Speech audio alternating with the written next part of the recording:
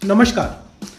क्या आपने कभी सोचा था कि कोई कंपनी जो कि टॉयलेट सीट्स बनाती है उसके शेयर्स एआई बूम की वजह से 40% बढ़ जाएंगे, या फिर कोई कंपनी जो कि कुकिंग पाउडर बनाती है उसके शेयर्स एआई बूम की वजह से 40% बढ़ जाएंगे?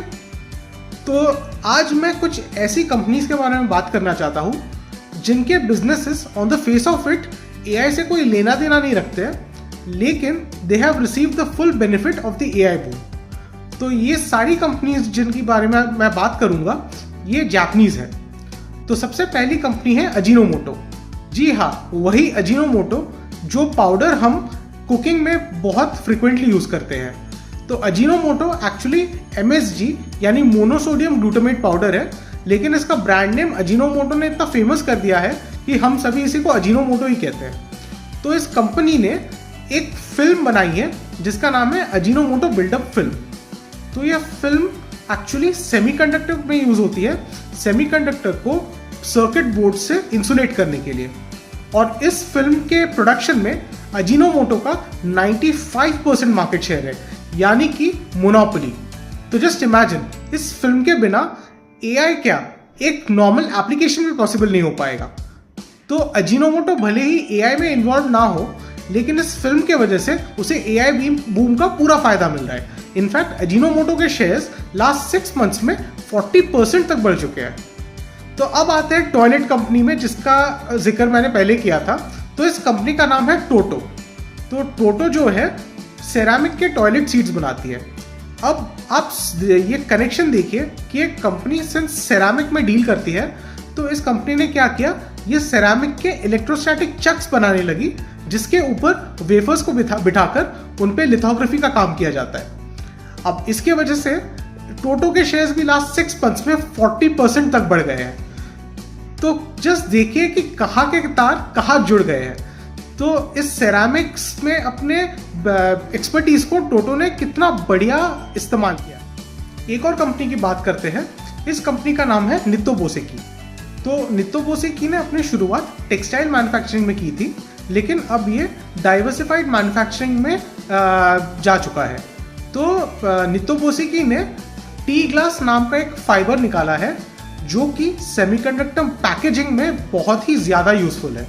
और इस टी ग्लास के बदौलत नित्तो बोसेकी के शेयर्स लास्ट 1 साल में 300% यानी कि 3 गुना तक बढ़ चुके हैं। Just imagine the scale of domination this company is having, कि एक फाइबर के वजह से इसके शेयर्स 3 गुना बढ़ चुके हैं। तो आप समझ सकते हैं कि ये कंपनी जो है, या नित्तो बोसेकी के अलावा बाकी जो भी कंपनीज है, despite not being in AI themselves, लेकिन ये एआई के फीडर सप्लाई चेन यानी कि सेमीकंडक्टर सप्लाई चेन में इतने ज़्यादा इंपॉर्टेंट है कि इनके बिना एआई चल ही नहीं सकता है। We can say like that. तो लास्ट में मैं एक और कंपनी की बात करना चाहूँगा। तो ये जो कंपनी है इसका नाम है साकुरा कलर पेंसिल्स। तो एज द नेम सजेस्ट, ये कंपनी कलर पेंसिल्स बनाती है। तो इस कंपनी ने प्लाज्मा नाम का एक टेक्नोलॉजी निकाला था जिसका यूज है ये करती थी to detect defects in colour pencils. लेकिन अब यही टेक्नोलॉजी ये कंपनी यूज करती है to find defects in semiconductor chips.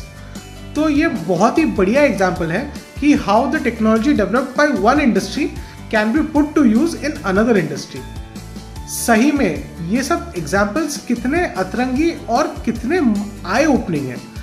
तो आप एक चीज़ नोटिस करेंगे, जैसे कि मैंने वीडियो के स्टार्टिंग में कहा था कि ये सारी जापानीज कंपनीज है। तो this is not a matter of accident, ये एक्चुअली जापान के कल्चर के वजह से। तो सबसे पहली बात तो ये है कि जापान खुद 1980s और 90s में सेमीकंडक्टर मैन्युफैक्चरिंग हब हुआ करता था।